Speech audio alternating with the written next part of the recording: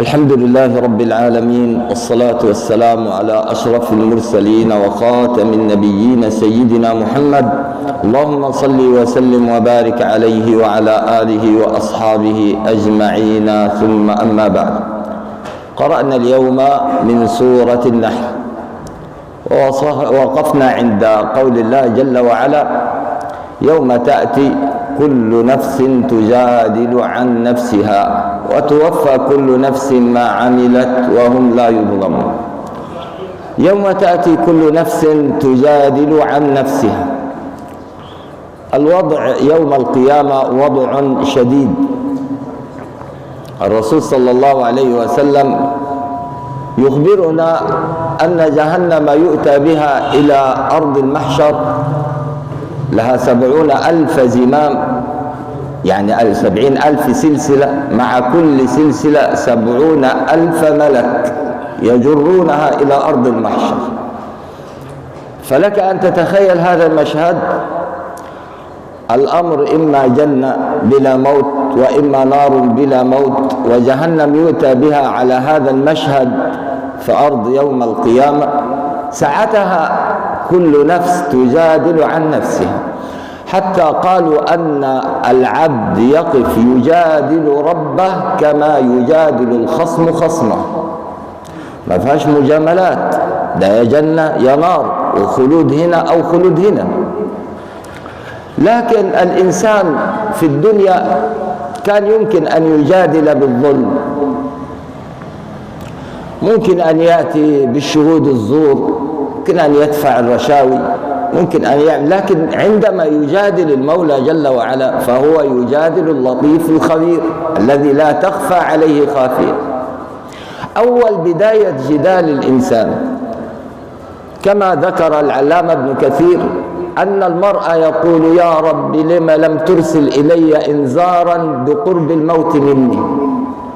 ربما لو أرسلت إلي إنذارا بقرب الموت لاستعددت وتبت ورجعت، لما أخذتني بالموت بغتة؟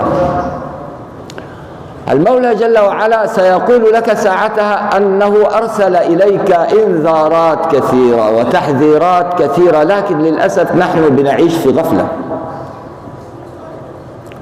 هذه السور التي نقرأ بها سورة الفاتحة، يقول لك المولى جل وعلا: كم مرة كنت تقرأ سورة الفاتحة؟ 17 مرة في اليوم في الفروض. ألم تكن تقرأ مالك يوم الدين؟ ما معنى مالك يوم الدين؟ يقول لك أنا المالك وهذا يوم الدين. كنت بتقرأها كل يوم، بتقرأ قربك من يوم القيامة، وإذا مات المرء قامت قيامته، بتقرأها كل يوم. ثم من الإنذارات والتحذيرات ورسل الموت التي يرسلها الله إلينا موت الناس من حولنا. والله لو عملت سجل كده في ذاكرتك تتذكر بها الناس اللي كانت معانا العام الماضي في شهر رمضان وحضروا معانا شهر رمضان، وهذا العام موجودين في دنيا غير الدنيا، هتتلاقاهم كتير جدا.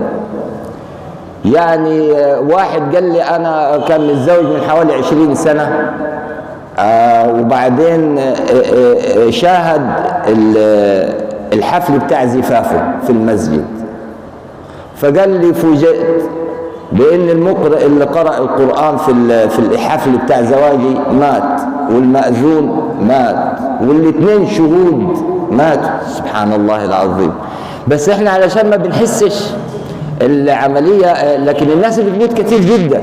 قال له موت الناس من حولك ده أكبر دليل انك انت هتيجي يوم وتموت.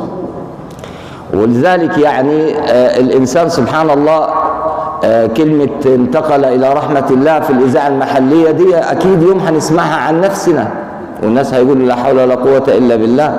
هذا كأس دائر على الجميع. فموت الناس من حولك أكبر رسول من رسل الموت.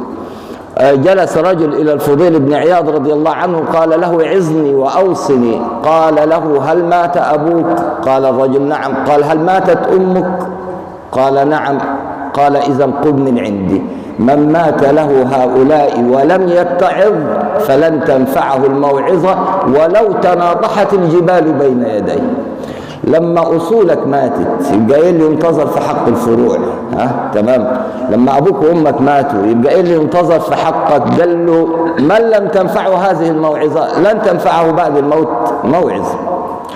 ثم إن المولى تبارك وتعالى يعطينا درسا عمليا على الموت كل يوم. ما فيش واحد مننا إلا ما بياخد الدرس ده تدريبا عمليا، اللي هو إيه يا إخواننا؟ النوم. انظر إلى حال النائم تجده أشبه ما يكون بحال الميت. والله جل وعلا يقول الله يتوفى الأنفس حين موتها والتي لم تمت في منامها فيمسك التي قضى عليها الموت ويرسل الأخرى إلى أجل مسمى. يعني معنى الكلام ده إيه؟ يعني معناته إن النوم كما يسمونه العلماء موتة صغرى. النوم موتة صغرى.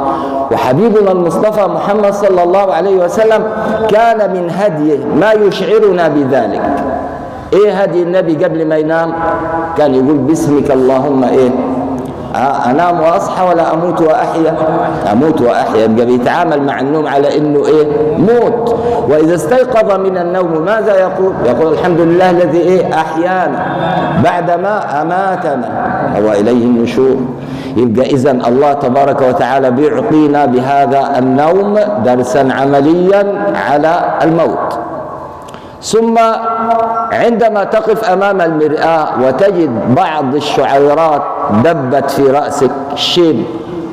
إيه معنى الشيب؟ الشيب معناتها إن مراحل عمرك خلاص. مرحلة الطفولة عدت من زمان، والشباب أتى ومضى وانقضى، وبعت لك ربنا الشعيرات البيض دول علشان يقولوا لك يا من بدنياه اشتغل وغره طول الأمل الموت يأتي بغتة والقبر صندوق العمل.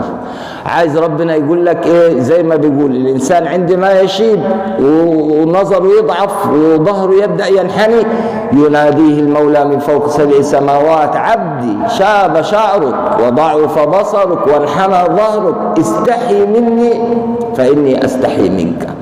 الله تبارك وتعالى يرسل إلينا إنذارات كثيرة وتحذيرات كثيرة، وليس للعبد حق أن يسأل مولاه يوم القيامة لما لم ترسل إلي إنذارا أو رسولا بقرب الموت. كل ما ذكرناه يعد رسل من رسل الموت حتى يتنبه الإنسان ويتوب إلى الله سبحانه وتعالى ويرجع، وحتى يفهم أنه يوم يقول للمولى تبارك وتعالى لما لم ترسل إلي إنذارا، الله سيقول له هناك إنذارات كثيرة، لكن كما قال الله جل وعلا إنها لا تعمى الأبصار ولكن تعمى القلوب التي في الصدور. فنسأل الله سبحانه وتعالى أن يرزقنا توبة نصوحة وأن يردنا إليه ردا جميلا.